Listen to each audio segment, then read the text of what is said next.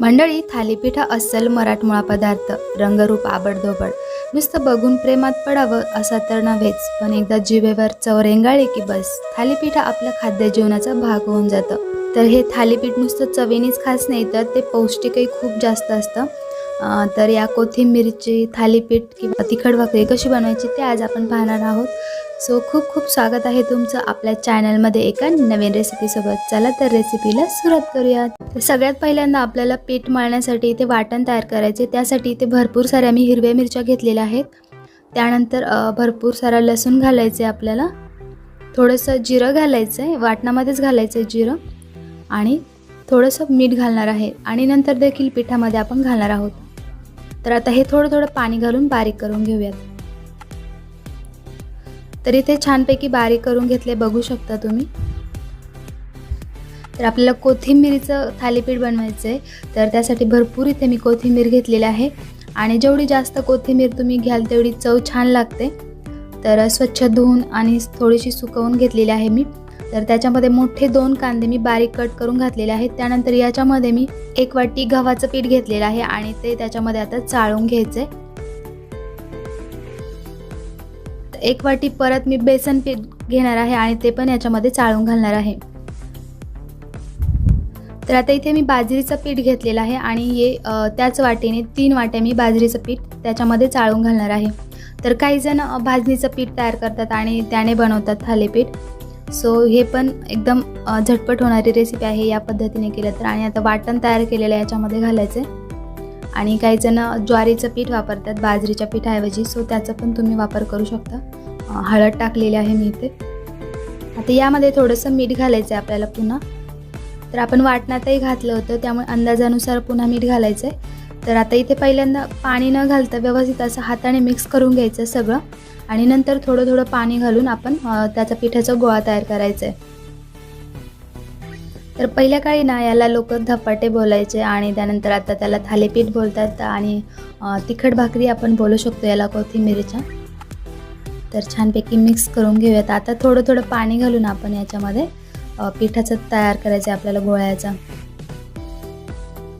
तर भरपूर अशा साऱ्या पौष्टिक आणि छान रेसिपीज पाहण्यासाठी आपल्या चॅनलला सबस्क्राईब नक्की करा. तर इथे पिठाचा गोळा तयार करून घेतला आहे, बघू शकता. आणि थोडंसं तेल घालून आपल्याला त्याच्यामध्ये पुन्हा एकदा थोडंसं मळून घ्यायचं आहे. आणि किती छान दिसतं बघू शकता. मी जास्त कोथिंबीर वापरलेली आहे त्यामुळे खूप छान असं दिसतं पिठाचा गोळा आणि चवीलाही तितकंच छान लागणार आहे आपलं. तर इथे 10 मिनटं आपण याला साईडला ठेवून देऊयात. तर 10 मिनटानंतर मी काय केलं, आता इथे करायला घेतले डायरेक्टली. तर इथे एक पोळपट घेतला आहे, त्याच्यावरती रुमाल ठेवलेला आहे चौकनी आपला. आणि त्याच्यावर आपल्याला ते थालीपीठ आहे जे करायचं. तर थोडंसं पाणी टाकायचं आहे, त्याच्यावरती ओला करायचं थोडं आणि या पद्धतीने पिठाचा गोळा घेऊन त्याच्यावरती आपल्याला थापायचं आहे. तर काही जण डायरेक्टली तव्यामध्ये थापतात. तर आपण ते न करता या पद्धतीने केलं तर त्याची चव खूप छान लागते. तर छानपैकी असं बोटांच्या साहाय्याने आपण थापून घ्यायचं आहे. खूप जास्त जोर नाही लावायचे, अलगद हाताने आपल्याला त्याच्यावरती थापून घ्यायचे. आणि बघू शकता किती छान अशी पातळसर आपण थालीपीठ याच्यावरती थापलेलं आहे. तर या पद्धतीने केलं तर काहींना तव्यावर कसं टाकायचं हे समजत नाही, तर मी तुम्हाला दाखवते कशा पद्धतीने टाकायचं. तर हे बघू शकता किती छान आपलं पातळसर झालं आहे. याच्यावरती आपल्याला तीळ घालायचं आहे आणि ते पण थोडंसं त्याच्यावरती दाबून घ्यायचे म्हणजे थापून घ्यायचे. आता काय करायचं, उजव्या हाताने इथे मी तवा ऑलरेडी तापत ठेवलेला आहे. तर त्याला थोडंसं तेल आपण स्प्रेड करूया. आणि आता आपला उजवा हात जो आहे तो रुमालाच्या म्हणजे खालून घालायचा असा आणि त्याच्यावरती तळ हातावरती ती भाकरी घ्यायची अशी थालीपीठ म्हणजे आणि असं टाकायचं. टाकल्यानंतर पुन्हा बोटांच्या साहाय्याने असं दाबायचं त्याच्यावरती आणि रुमाल अलगद असा काढून घ्यायचा.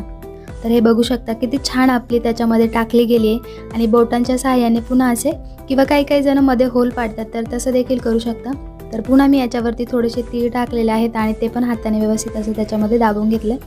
तर साईडनी तेल सोडायचे आणि 1-2 मिनटं आपल्याला त्याच्यावरती झाकण ठेवायचे.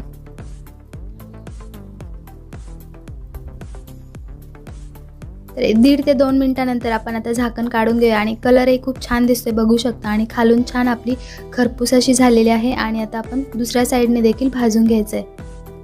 तर पलटून घेऊयात.